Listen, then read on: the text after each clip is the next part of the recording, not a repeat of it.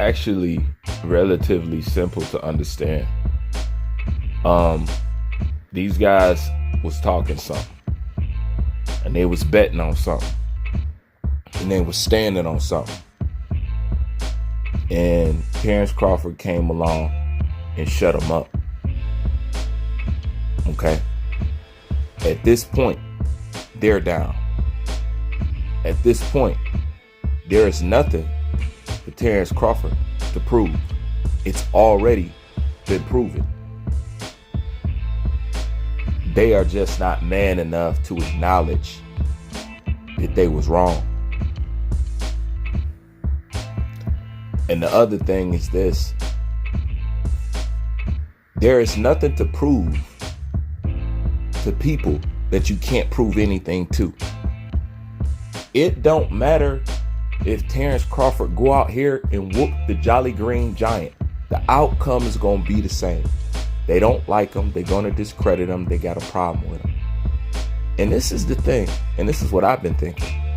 It's no way in the world you could dislike this man like y'all do just because of Errol Spence.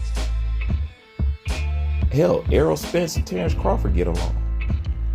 So it's no way in the world all this hate and guile that y'all have towards him, you can't tell me it's because you an Errol Spence fan anymore. I will no longer let that be put on Errol Spence and his fan base. No longer. Because I can't understand it. But there's nothing to prove to people that you can't prove anything to. At this point, you guys have to prove something. Your man has to move.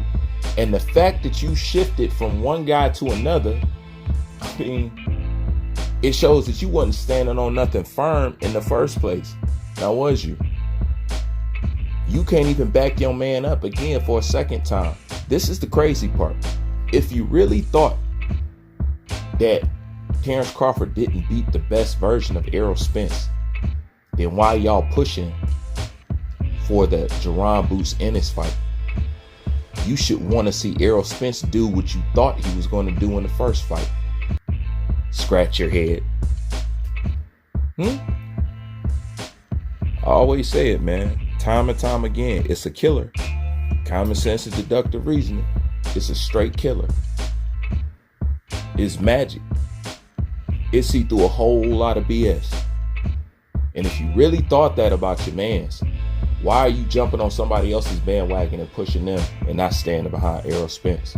See, y'all fair weather fans. On top of that, this is why you can't tell me it's because, oh, I'm an Errol Spence fan, that's why I don't like Crawford and this and that. Like I said before, there's a lot of people I don't necessarily like. But, you know, I give props to and I like in a certain way. They may not be my cup of tea, but I recognize when somebody got something. And what does it cost me to say so? I'm not in boxing. You know what I'm saying? It don't take no money out of my pocket. Like, what does it hurt me? That shows how emotionally touched y'all is. You gotta be touched to act like this. Still, you got a problem with this man? Still? I think the problem is that you hate what he is. You know? He not none of the bull crap and all the hoopla and all the... You hate that he not none of that. You know what I'm saying? You hate that you can't come close. You know? Classic tale to me of why the wise man went and stayed in the woods. I told that story before for those that don't know it. But it don't make no sense.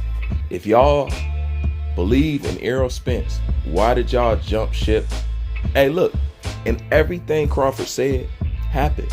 He said y'all was gonna say that y'all was gonna be like, Errol Spence is too weak, too small, and all this other stuff. He said y'all was gonna bandwagon jump. He said all of it. And just like little ants, that's exactly what y'all did. Y'all followed in order. Y'all hate it in that exact sequence. And truthfully, overall, it should be embarrassing. Truthfully. The whole thing should really be embarrassing. The fact that it's not, it baffles me. Like Tarver said, man, to see so many people that look like him, dislike him, and want to hate him and move him out of spot and stuff like that. Listen, he already got that coming without you doing it. So do you. Make no sense. Like, comment, subscribe. Bruce Van, I'm out.